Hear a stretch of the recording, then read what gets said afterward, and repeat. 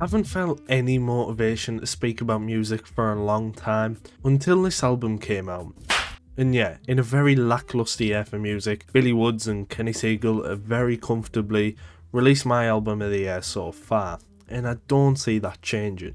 Now, if you've came to this video for a breakdown of all the historical references and intricacies of Maps, you're in the wrong place. I just want to speak about why I love this album, which means this review is probably going to be a little all over the place, but if you just want to stick it on in the background, maybe it'll work. Now, Maps is the follow-up to the highly acclaimed Hiding Places, an album that pretty much fills you with a sense of overwhelming dread, which the cover obviously depicts perfectly. And Billy said it himself, that record was created during one of the hardest years of his life, but Maps was created during a better timeline for Woods, and that just reflects in the content. The album's overarching theme is travelling. To quote the man himself, Maps is a story of the road, all roads, taken and untaken, of living the dream and dreaming of another life. It is an album about trying to find your way home after making your home wherever you lay your head.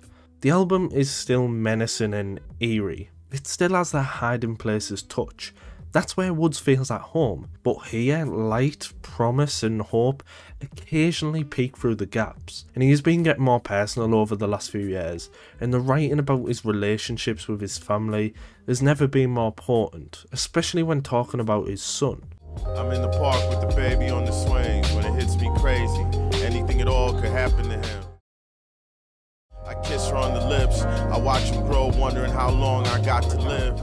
And the final verse on As the Crow Flies that I've just played is a real tearjerker. Woods is one of the only artists in the industry who genuinely have me thinking about life, like actually thinking about the way I live on a day-to-day basis. Not many artists are capable of that. The last artist to do it for me was Kendrick on Mr. Morale, which got me thinking about therapy and so on. Anyway, if you're a Woods fan, you already know he paints a picture like no one else in the industry, but it's the way he delivers his lines that just cut through you like a knife. Hangman, one look all it take to take their measurements. My taxes pay police brutality settlements. I mean, my favourite verse lands on the track Year Zero, a track that has an incredible Danny Brown verse by the way, but this is just another Billy verse where each line hits twice as hard as the last. Like, just listen to this, and obviously the way I say it won't have the same conviction, but just listen to this. You can't fix stupid. Ape stood and walked into the future. March of progress end hunchbacked in front of the computer. Sooner or later it's going to be two unrelated active shooters. Same place, same time. And the way Billy delivers these lines is just perfect. You honestly have no choice but to sit and ponder about what was just said. And that comes with pretty much every song on the record, whether it be the references to hip hop on tracks like Soft Landing, Maybe suicidal thoughts was the everyday struggle, or the depressive metaphors on a track like FaceTime. I don't go to sleep, I tread water till I sink. Every line just hits you like a ton of bricks. Now, just to touch on the production for a second, Kenny Segal's production is definitely more light-hearted than Hiding Places. At times on that record it feels like Woods was fighting with the instrumentals, which just added to that sense of dread. The production here is more jazzier, and the melodies are clearer. No better example of that than Soft Landing, which is probably one of the more accessible Woods tracks. The instrumentals at times still boil into dizzying and distorted sounds that fight with one another on tracks like Houdini, which is probably my favourite instrumental on the album.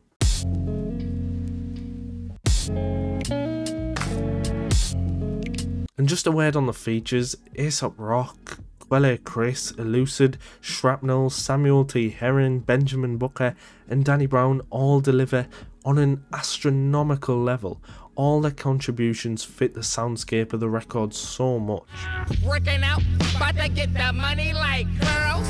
Maps doesn't have the depth in cultural content that an Ethiops has. I mean, I still feel like I'm breaking down that album a year on since it released, but we really get a glimpse of where Woods is at in his life right now. Just glad I kissed him. I knew the time was borrowed. And even though it's deeply emotional, the classic Woods tongue-in-cheek lines still show up. Some have, some overdressed. They was going off during Playboy Cardi set. Maps is almost an autobiography, as we follow Woods along his tour across the world, but the thing about it is he's travelling the world, but he's lost in his own mind, lost in his own world, and that narrative keeps the album compelling, and Kenny's production sounds lost too, if you know what I mean.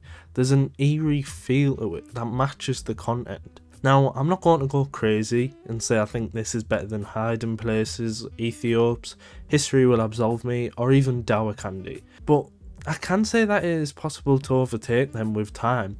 I just want to thank Woods and Kenny Segal for creating what I would consider another masterpiece, an album that 2023 needed in a year that's lacking quality. This review was probably a little all over the place, but I just wanted to say how much I love this album. I've hit a bit of a creative block recently, so it was nice for something to just give me that little bit of motivation. Leave a like if you enjoyed and subscribe, it helps out a lot. Thank you.